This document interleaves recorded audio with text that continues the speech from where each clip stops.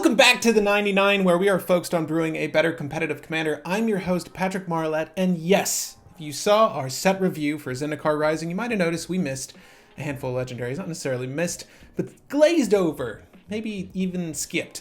Tazri, still just as uninteresting. However, Ashaya, I didn't forget about you, baby girl. It's interesting to see Mono Green get another legendary that is actually viable in cEDH, and it's not what you expect when you look at a creature that's 5 CMC that makes things also forest. And that interaction is pretty much what this whole deck tech and primer is going to be about today. But I'm very excited to share what Ashaya does with you, and just so that we're all on the same page, I'm going to go ahead and read off Ashaya, Soul of the Wild. So for 3 generic and double green, as mentioned, legendary creature elemental, star, asterisk, asterisk, Ashaya, Soul of the Wild's power and toughness are each equal to the number of lands you control. Okay, so if you have 5 forest and you play Ashaya, Ashaya is a 5/5? No, wait, there's more.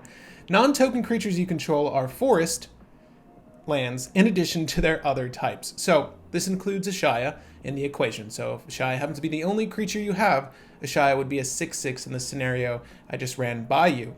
But obviously you're in mono green and you have all the dorks and a plentiful amount of ramp by way of creature to abuse. So Ashaya, in general, I would say on average in the games I tested Ashaya in, Ashaya was somewhere between 9 and 12 power and toughness.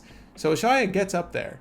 And it's a fantastic combo enabler. Now, I know there were conversations about Ashaya being in Yisan, Ashaya being in Marwyn and or Savala specifically, and I think that is an interesting idea. But I actually feel Ashaya might stand out best on its own. However, before I get into this video, I do want to talk about a few updates, not only to the channel, but to the Patreon. And as some of you know, we reached 99 patrons this week. As of September 18th, as I'm filming this, and when you watch it over the weekend, we hit 99 babies, brew babies specifically. So a special thank you to all of the Patreon members that help us get here. You guys are the best.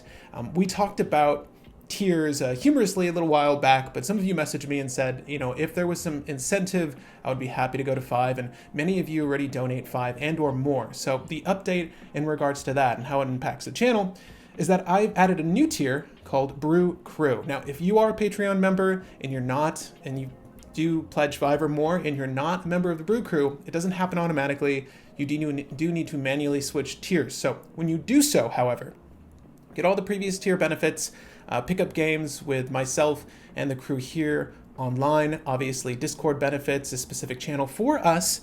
But on top of that, beyond being able to get a special shout out at the end of this video, we're going to be doing end rolls now. Instead of me saying 9,900 plus names, I'm going to have a monthly topical to discuss, not only with the viewership here on YouTube, you don't need to be a Patreon member to join in the conversation, but over on Discord, Twitter, and our Patreon account. In that monthly topical, I'll take 4 random individuals that answer that topical, and I will present your voice on the channel in our weekly episodes over top of the end roll.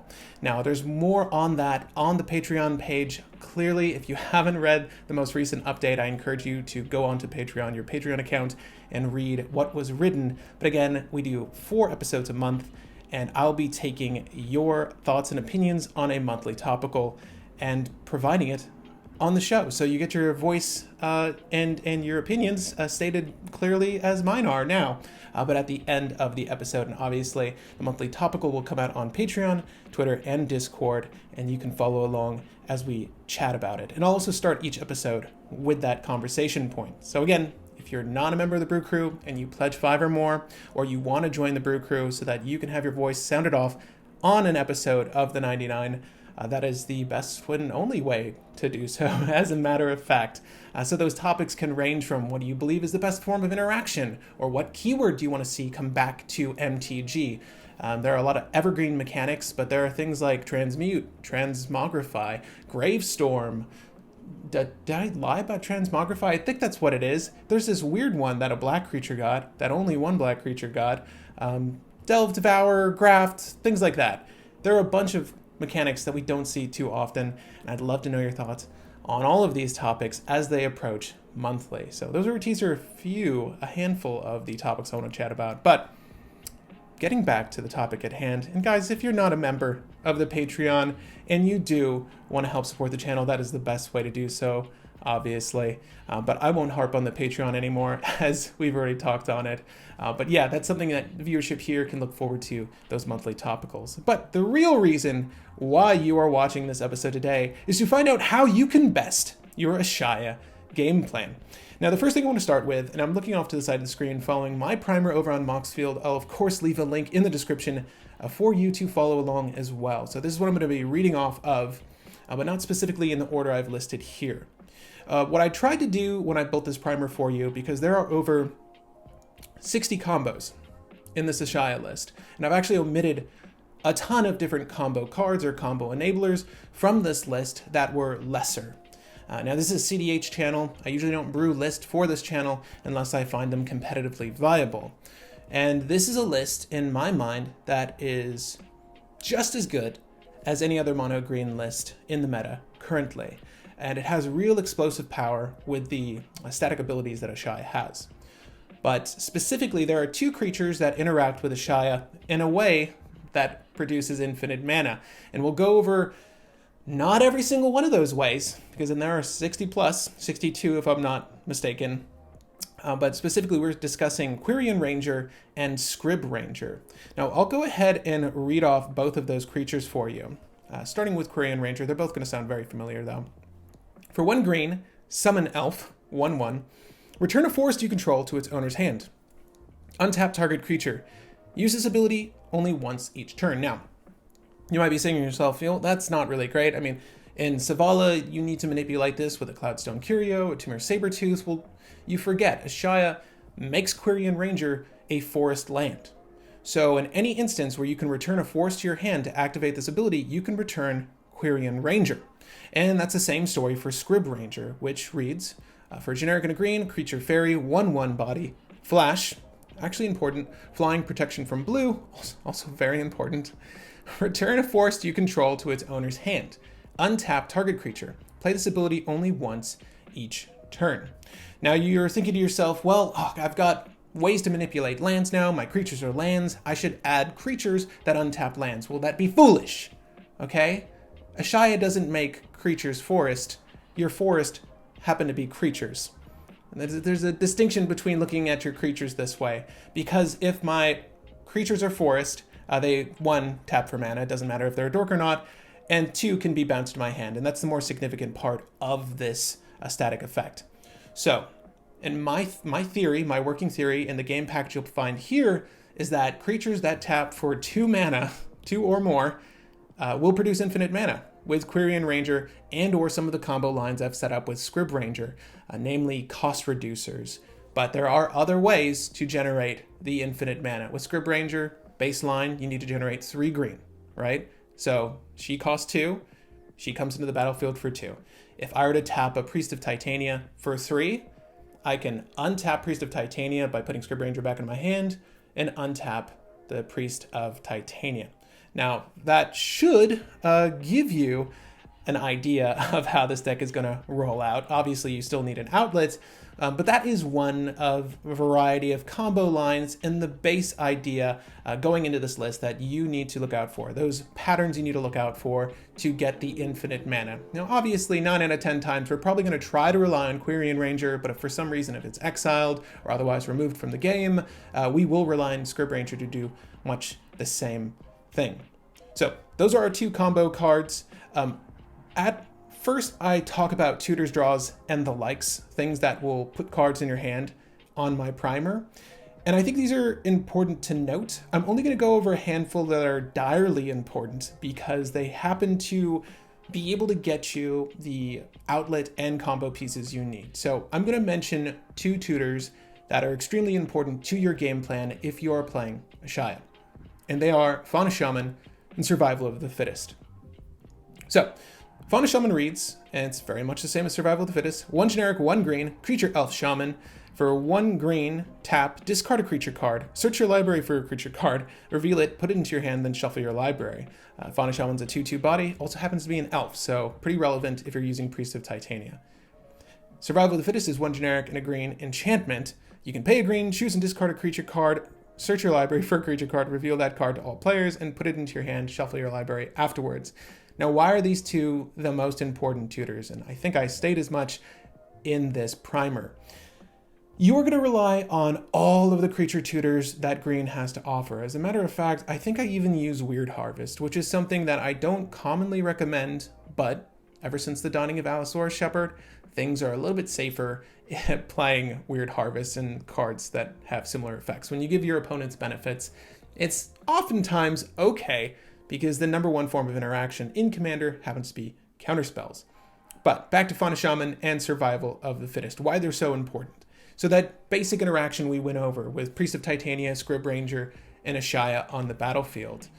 Bearing in mind that the creature you're using to tap for the mana, the 2 or more mana, needs to be off Summoning Sickness. So it needs to be haste enabled, either with a Concordant Crossroads, your 1,000-year elixir, that also happens to be in this list, and or is just sitting on the battlefield already, because we're pumping these creatures out anyways. We want to use our ramp not only for value, but to combo.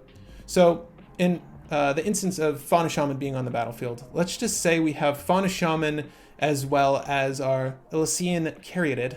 Elysian Caryatid? Am I mispronouncing that?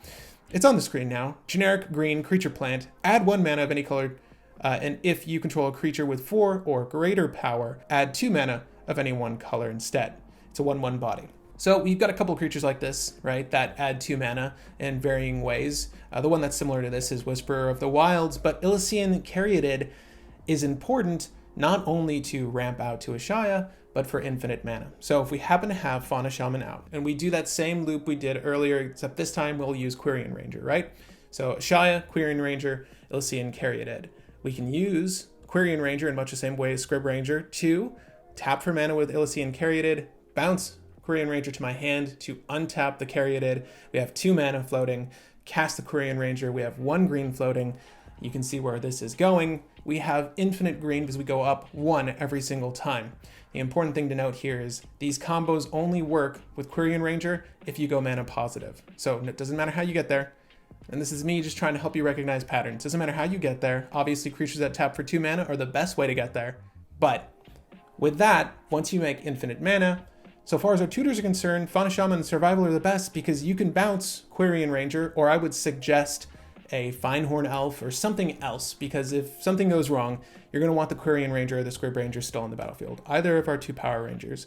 So bounce something else or Quirion Ranger if you have to, and you can go ahead, or even Ashaya at this point. Yeah, that would be totally fine. And then when it switches zones, when you go to discard it, you can put it in the command zone. That's fine. So go ahead, bounce that. Use Fauna Shaman, tap it, and if Fauna Shaman's tapped, remember, Quirion Ranger gets to untap creatures by bouncing itself, so once you have infinite mana, you can literally untap all your things anyways. You're going to go ahead and tap Fauna Shaman to discard a creature and grab an outlet. Now there's multiple outlets you can put in this list that are on creatures, but I find the best outlet to be Nylea, and she's also a combo piece for the list, but Nylea the Keen-Eyed, she's just a keen-eyed girl. So for 3 generic and 1 green, legendary enchantment creature god, indestructible. As long as your devotion to green is less than 5, Nylea isn't a creature. Creature spells you cast cost 1 less to cast. Scrib Ranger, looking at you. And for 2 generic and 1 green, reveal the top card of your library. If it's a creature, put it into your hand. Otherwise, you may put it into your graveyard. She's also a 5/6 body. With infinite mana, we can get every single creature from our list. With infinite mana, I can cast all my creatures. And with infinite mana, I can cast Eternal Witness to grab that Finale of Devastation I just put in my graveyard. And with Finale of Devastation, I can fail to find a creature and give all my creatures haste and a billion. You get where this is going. But the reason these tutors are the most vital to your game plan, and make sure your opponents don't realize it, Fauna Shaman Survival of the Fittest, if they're on the field with your combo enabled, you are able to grab an outlet automatically. Now, if you're concerned about this outlet getting lost, right? If you lose it early game for some reason, Nylea wouldn't be destroyed, but she could be exiled if she was activated, and you can meet her devotion pretty quickly, I've put off to considering in this primer, and if you feel so inclined to use it, Dustwatch Recruiter. And I'm gonna have to go over and look at the Recruiter with you, but it's tech that you'll commonly see in Zavala Heart of the Wilds. Although I would actually encourage using Nylea in Zavala now too, having played this list often and enjoying Nylea a whole hell of a lot. But Dustwatch Recruiter is generic and a green. Creature, human, warrior, werewolf, 2/2 body. And you pay 3, 2 generic, 1 green. Very much similar. Look at the top 3 cards of your library. You may reveal a creature card from among them and put it into your hand. Put the rest in the bottom of your library in a random order. And it flips, right? You can transform this. It's not an MDFC, but a TDFC. Yeah, that's what they called them. That makes sense. So Dustwatch Recruiter is a backup plan should you feel like you need it, but also bear in mind that we do have an outlet with Tireless Tracker as well. Because our creatures are lands, and that's a static effect, if I had Tireless Tracker out, right, so in case Nylea is gone, we can go for this guy instead. This guy, and or girl, I don't know. This human scout. Tireless Tracker, 2 generic, 1 green, creature, human scout, 3/2 body. Whenever a land enters the battlefield under your control, investigate. So that means you put a artifact onto the table that has the ability to pay 2, sacrifice, and draw a card. So this is clearly just good for the list because all of your lands and all of your creatures, once Ashaya is out, are going to trigger this. So if I played a creature, static effect, it would be recognized as a creature, forest, land, whatever subtype it had, and then we'll check for triggered abilities. Well, it just so happens that a land entered the battlefield with my Quirion Ranger, and I get to investigate now. Anytime I sacrifice a clue with Tireless Tracker, I also get to put a +1/+1 on counter on Tireless Tracker. That's less relevant, right? Because we're going to buff Tireless Tracker anyways. But because we're able to create land drops by playing creatures, we can make investigate infinitely and create infinite clue tokens to draw our list with. So both of these are very good options for the list, but they're both easily enabled with Fauna Shaman and or our Survival of the Fittest. So those are the 2 tutors that I wanted to illustrate their effectiveness most for. And I hope I'm not talking too quickly through this. The combo itself can be a little confusing if you have not run it personally, but it's very simple. And I'll go over a few combo enablers outside of these tutor draws and the likes. But those are the only tutors I feel like we should even mention. The other ones, obviously, keep in your hand, use accordingly. And once you realize what the combos are, any of the 60 plus combos in this list, you see the pattern, you'll know what to grab to complete that combo. And or if you just need an outlet, you'll use the tutor to grab the outlet. And it could be one of a variety of things. We'll go over outlets at the end of this video. So far as drawing is concerned, the one I want to talk about the most is Greater Good. And I want to illustrate this one because it also happens to be an outlet. Now, unlike Zavala Heart of the Wilds, where you happen to run all of the expensive, some of them aren't expensive, but a majority of them are 4 or more CMC, cast this card, draw cards equal to the greatest power among creatures you control, right? That's usually how her cards read. She storms in a different way. Greater Good is also used in that list, but we're going to use it effectively different in this list. So for 2 generic, double green, enchantment, sacrifice a creature, draw cards equal to the sacrificed creature's power, then discard 3. So there's that inherent downfall with Greater Good. And now I'm sure you're asking yourself, why would you run Greater Good in a list that has 1 creature outside of the commander? So we have like Nylea, who's a 5/6. Forget what her body is. She's pretty built though. Wait, how big is she? She's a 5/6. So you can draw if she's active. You can sacrifice her, draw 5, and discard 3. That's not good. But there isn't another creature that's going to let you go net positive on draw outside of our commander. And our commander is generally, again, like a 9 to a 12/12. One of the games last night, I ended as a 16/16. Right? Pretty big. And at that point, I really needed card draw, so it would have been nice if I had Greater Good out. However, in instances where you're at a standstill, Greater Good is going to be the best form of draw for you. And it's not like it's something you can tutor for immediately in this list, but it is important to note how important this card is. So if you have something like a Void Fate or any of the protection spells that are in this list, I highly encourage you keeping this alive because it is an outlet, right? And it's one of the better outlets for this list. So Ashaya if you've demonstrated how to make infinite green mana, you can repeatedly cast Ashaya and draw cards off of Greater Good. This is obviously, you're going to have to stop at some point because you don't want to deck yourself. Make sure you don't deck yourself by casting and sacrificing Ashaya. You're smart. You won't do that.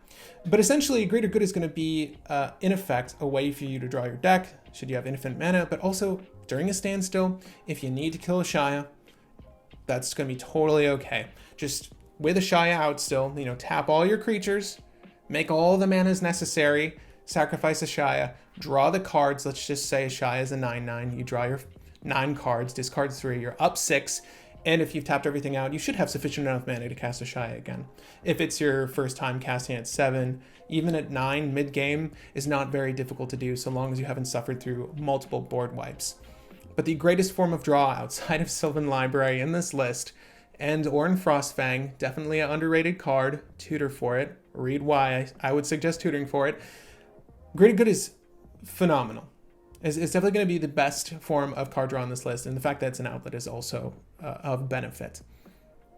Now, I'm not going to go over the likes in this list. Obviously, things like Dustwatch Recruiter, Nylea, and Turn Timber Symbiosis, which I've talked about a whole heck of a lot, are really crucial to a winning game plan, especially in mono green. But you can read over my thoughts on them over on the Mox Field page. Now, the real meat and potatoes I want to get to, and I've gone over the combo quickly in a few examples just earlier, but again, the important thing to note is Ashaya, right? Ashaya, Soul of the Wild, Quirion Ranger, or Scrib Ranger, and any one of a variety of play lines that I've laid out for you. And I've tried to organize it such that, again, it's easier to recognize the patterns. So there are ones that are strictly creature enabled. There are play lines that are haste enabled. There are play lines that are aura enabled. There's Earthcraft in this list. There are play lines that are strictly Earthcraft enabled. Even if there's a Cursed Totem out, Cursed Totem's the one, a Linvala, Keeper of Silence, you can still win under those effects, believe it or not. I know it sounds crazy, but there are things you can do to get out of a hairy situation, and those effects are on board. I don't know if you can win out over Linvala, though. What happened last night?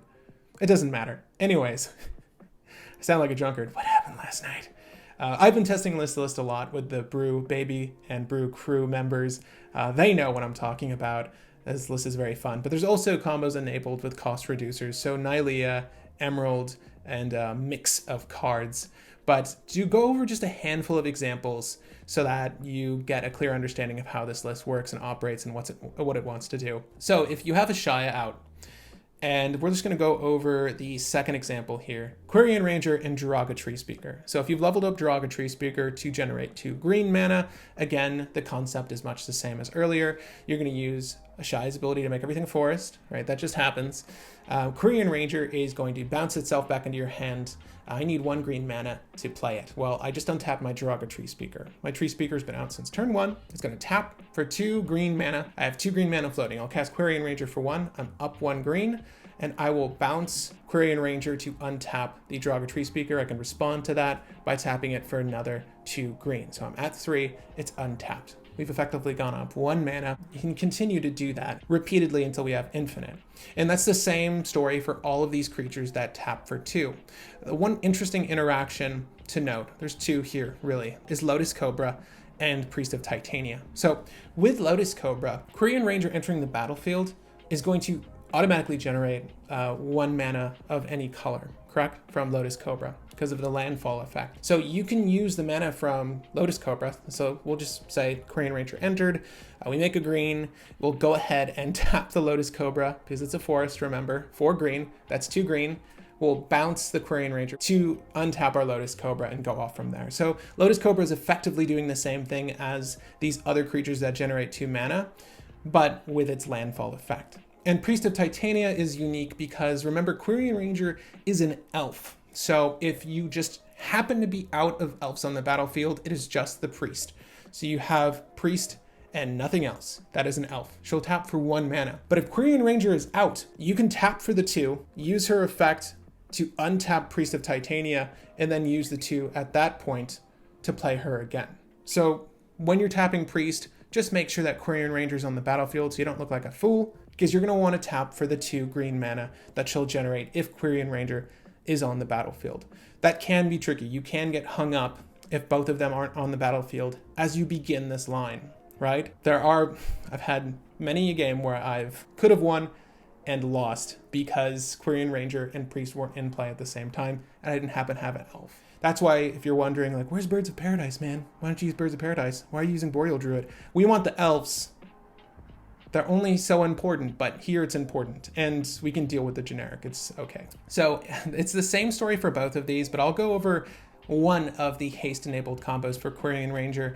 If you have Quirion Ranger and 1,000-Year Elixir, 1,000-Year Elixir reads, for 3 generic, you may activate abilities of creatures you control as though those creatures had haste. Remember, tapping a thing for mana is an activated ability. It's a mana ability.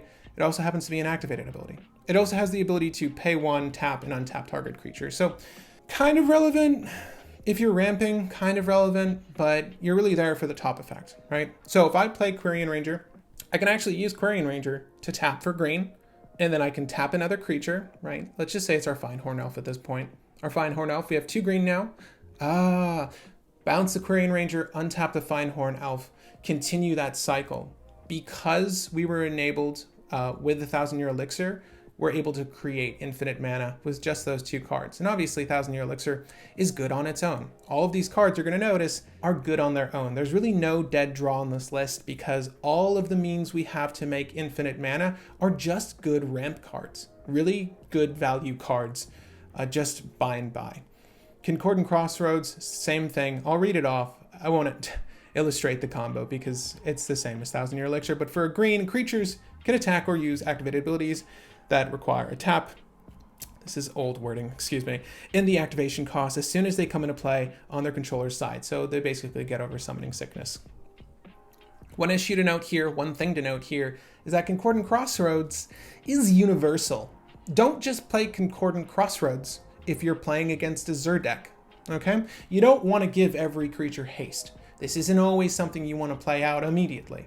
However, play Concordant Crossroads when it's safe and you can combo with it. It's not something you just want to freely give other players' creatures. In cEDH, there's only so many instances, you need to worry about this. However, still something to bear in mind. Don't just give people haste.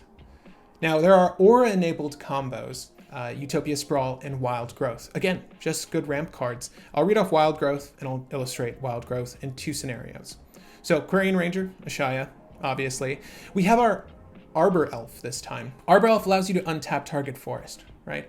So not only the forest, our basics that exist in our mana pool, our land base, but the forest that Ashaya makes. So let's just equip Wild Growth to one of our basic forests. For 1 green, enchant aura, enchant land. Whenever enchanted land is tapped for mana, its controller adds an additional green. So if you're doing the math, that is going to generate 2 green. And remember, that's the prerequisite to go infinite with Quirion Ranger. So we'll go ahead, use Quirion Ranger's ability to put untap on Arbor Elf. We can untap a Wild Growth beforehand, the Wild Growth land to tap for 2 green, and then we can use the Arbor Elf to untap the Wild Growth land, and then we can use the untap effect to untap the Arbor Elf and bounce Quirion Ranger to our hand. Did I illustrate that accurately?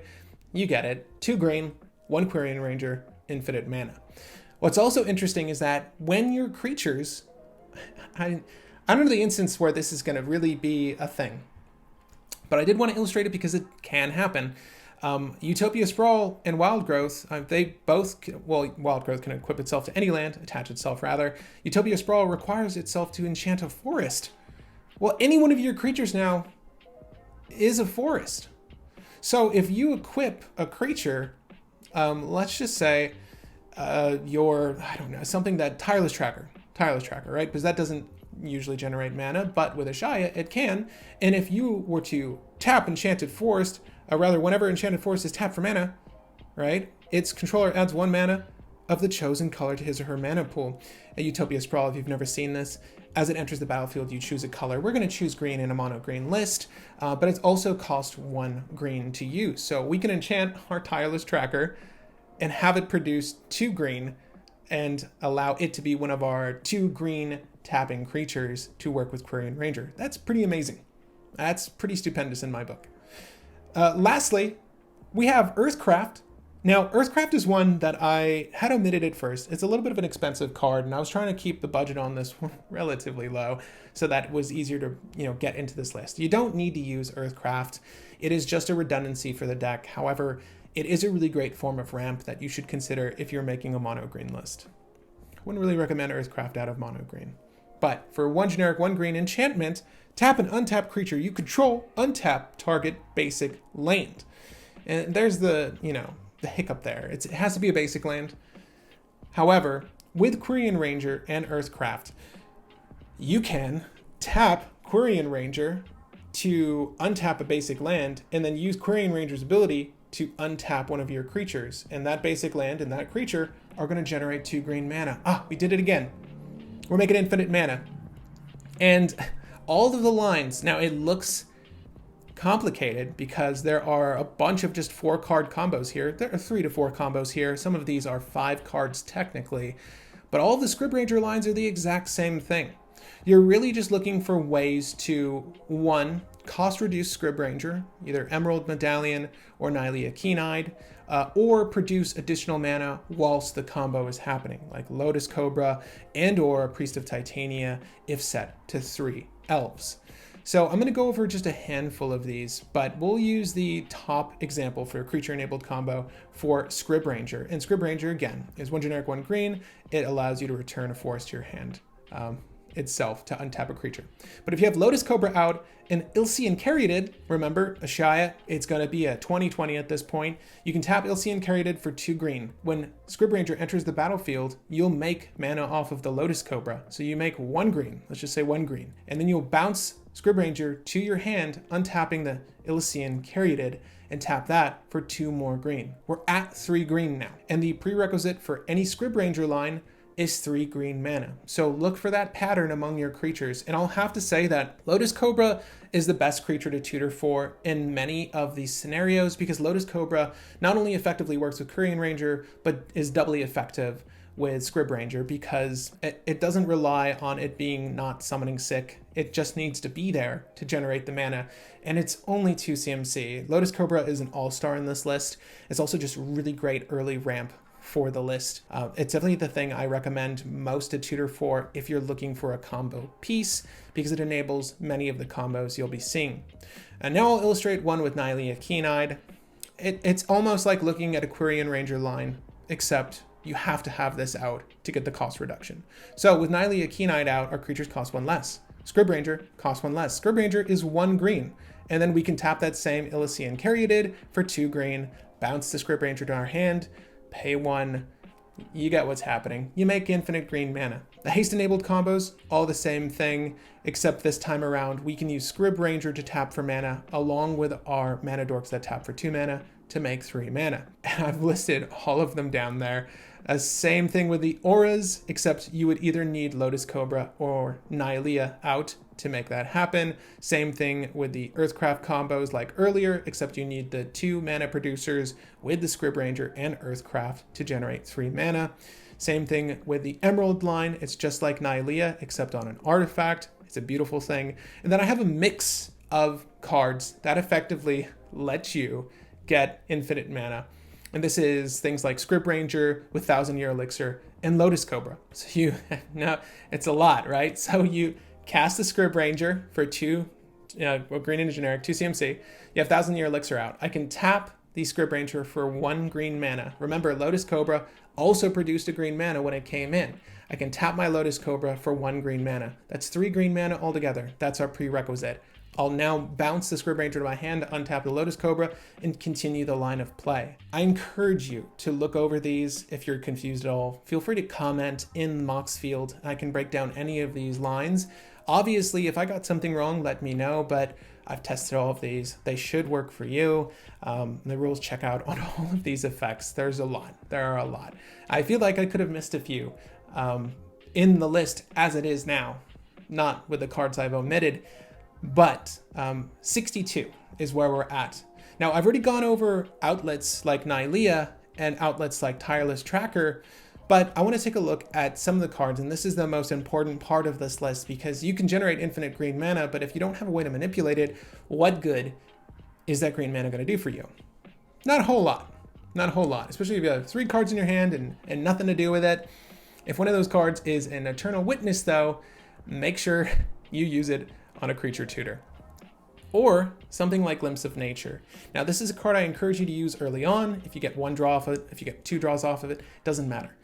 It's an outlet for the list. That's the most important part. So, Glimpse of Nature, for 1 green, 1 sorcery speed, whenever you play a creature spell, cast a creature spell, this turn, draw a card. That's obviously been eroded. So, Glimpse of Nature is unique because it's like there's an elf at 4 CMC, Beast Caller, Beast Whisperer. That does the same thing. Whenever you cast a creature, you draw a card. Now, you can't stop this. It's not May, right? And remember, when you're doing the Quirion loop and you're doing the Scrib loop, they're still creatures. They're still creatures that are coming into play, and this is a cast trigger. So you're going to draw that card, and you're going to draw through your list. So if I've established a line for infinite mana, let's just say Ilsean Caryatid, Quirion, Ashaya, all right? Old, true, faithful combo of ours. And now cast Glimpse of Nature. I'm going to continue this line of play to draw my deck. Now, mind you, you can deck yourself doing this. You can draw yourself out if you just say, I'm going to do this a million times, and everyone's going to be like, well, you lose. You lose. So draw your list. It's like 86 cards left in your list. Draw the 86, but cast Green Sun Zenith to put it back into your, again, you can fail to find with Green Sun Zenith, and I'll just read it off really quick. All the Zeniths operate much the same way, but it's X and a green for sorcery speed spell. Search your library for a green creature card with a converted mana cost of X or less, put it onto the battlefield, then shuffle your library. Shuffle Green Sun Zenith into its owner's library. Now, if the spell requires you to find a specific type of card, you can fail to do so on the attempt. So even if you fail with Green Sun Zenith, it will get shuffled back into your library. Make sure you have Allosaurus Shepherd out, because you don't want this to get countered. If it gets countered, it doesn't find itself into your library, and you need to stop your turn there and or find a new way to win the game. But Green Sun Zenith is going to allow you to put this back into your library, then cast all your creatures, right? Proceed to cast all your creatures, but one at a time. So I'll cast 1 creature, draw Green Sun Zenith, cast Green Sun Zenith, play another creature, draw Green Sun Zenith, cast Green Sun Zenith. You get where this is going. You have your whole deck in hand, and you want to just smash face with it, but it's going to be very difficult to combo out and smash face if you have to draw every time you play a creature. Green Sun Zenith is a key to Glimpse of Nature working as an effective means of draw. Just be wary that if Green Sun Zenith was exiled or otherwise removed from your game, that you're going to have a tough time winning with Glimpse of Nature. And I don't want to tell you to pass on your turn, but that might be what you have to do, unless you add another means of recovery, like a Rift Sweeper, right? You can use Rift Sweeper in this list. I don't find that necessary at all. Glimpse of Nature is not the card I recommend you go off with, unless you know you're home free, right? You've cast the Allosaurus Shepherd, everyone's they've made their attempts to stop you, then and you know it's safe, like the mental missteps are in the graveyards, then I'll go for Glimpse of Nature and make that my win. And the big win at this point, after you've done this and you've drawn your deck, is to play all your creatures slowly and use effects like Finale of Devastation to just pump up your army. But you also have other cards in this list like Citizen Tactics that you could repeatedly cast and use to pump your army as well, right? And Citizen Tactics is a green and a generic for instant speed spell with Strive. Citizen Tactics costs 1 green more to cast for each target beyond the first infinite mana. It's okay. Till the end of turn, any number of target creatures get +1/+1 and gain. Tap, this creature fights another target creature. Excellent removal for the list. Definitely worth using. And mind you, this is really good against board wipes, because you can actually tap your creatures to pay the Strive cost and give them all +1/+1. So that Fire Covenant, just a big joke, right? So Citizen Tactics has multiple forms of use in the list, but it can also be used to buff your list if you happen to have Finale of Devastation and Exile as well. You're not without a means of casting this. And obviously, I've concluded lines to how to loop Citizen Tactics. It all requires a Giant Ape and Eternal Witness, and I'll let you explore that over on the primer. But Glimpse of Nature, excellent outlet. We've talked about Fauna Shaman and Survival of the Fittest earlier. I've mentioned why they're not only 1, excellent tutors, but 2, outlets for the list. But also note that as an outlet, if you cast Eternal Witness early for value, that's totally okay, because you can use Eternal Witness as a forest from here on out. Many people aren't going to be too concerned about Eternal Witness just being on the field. The fact that it's a forest for you is relevant to you, but it doesn't matter to anyone else. However, if you've generated infinite mana with any of your rangers, and I mean Quirion or Scrib, remember you can bounce a forest back to your hand, that being Eternal Witness. Go ahead and grab the Summoner's Pact you used to grab the Quirion Ranger. And this time, bounce the Eternal Witness, then cast the Eternal Witness to grab the Summoner's Pact you used to get Quirion Ranger. Use that to grab Nylea Keen-Eyed, right? And I say and or Tireless Tracker, but mind you, you can only use that bounce effect once per turn. So if you use Quirion Ranger to bounce your Eternal Witness, unless Scrib Ranger happens to be in your hand or is also on the battlefield and hasn't used its ability yet, then you're going to want to use Nylea Keen-Eyed, because that is going to give you an ability to but put your creatures into your hand and then your deck into your graveyard, and then you can continue to use that Eternal Witness to play out cards from your graveyard. So excellent card for the list. Eternal Witness is an outlet. Don't look at it otherwise. And the Big Ape, I did want to talk about it briefly. It's here. I should mention it because there were two loops that are maybe not so common as I think, but if you've ever played Zavala or you've ever played Tamir Sabertooth or Emil, the new unicorn, in loop, it's essentially the same thing. However, Emil's the best at doing this. But we do have creatures in green that bounce things back to our hand. So, Kogla the Titan Ape. 3 generic, triple green, legendary creature ape. It's a 7/6 body. This has so many utilities in the list. Don't look at the ape and omit it from your list because you think it's a dumb card. Play it because it's an excellent card. Whenever Kogla the Titan Ape enters the battlefield, it fights up to 1 target creature you don't control. Bam, Aven Mind Sensor. Get out of here. Drannith Magistrate. You're going to kill anything. Trust me, all the things that are relevant against your game plan, that are creatures, that are hate bears, you're going to destroy them. When Kogla attacks, destroy target artifact or enchantment defending player controls. Good. Not what we're here for. However, 1 generic, 1 green, return target human you control to its owner's hand. Kogla gains indestructible until the end of turn. So on flavor. Guys, if you're wondering how that big crystal does it, Kogla is able to bounce Eternal Witness because she happens to be a human witness back to your hand, and you can repeatedly cast her with infinite mana to cast spells from your graveyard. Turn Timber Symbiosis, Glimpse of Nature, Return of the Wild Speaker. All of these things. You can even use Veil of Summer. If this is the turn you comboed off and someone cast a blue spell and you cast Veil of Summer and you drew a card, remember that, because you can use Eternal Witness to grab Veil of Summer and just keep drawing cards. Remember, that's how Veil of Summer works. I'll read it off. It's a wonderful card. I hope you all know what Veil of Summer does, but it's a green instant. Draw a card, and if opponent has cast a blue or black spell this turn. I'm going to stop there. It's fantastic protection, and it cantrips. So you can use this to loop through your list. Post infinite mana. Kogla, Titan Ape. Use it. Don't be confused. It's in the list for a reason. Natural order that. Trust me, you will be happy that Kogla's in the list. But again, use this primer as a guide to building your own list. You can use Tamir Sabertooth instead if you prefer. The fight mechanic is important though. And we've already discussed greater good. So unlike who I believe is the reigning champion of mono green, in my firm opinion, Zavala Heart of the Wilds, Yisan has an edge in the fact that it can tutor for solutions, but the draw on Zavala is important.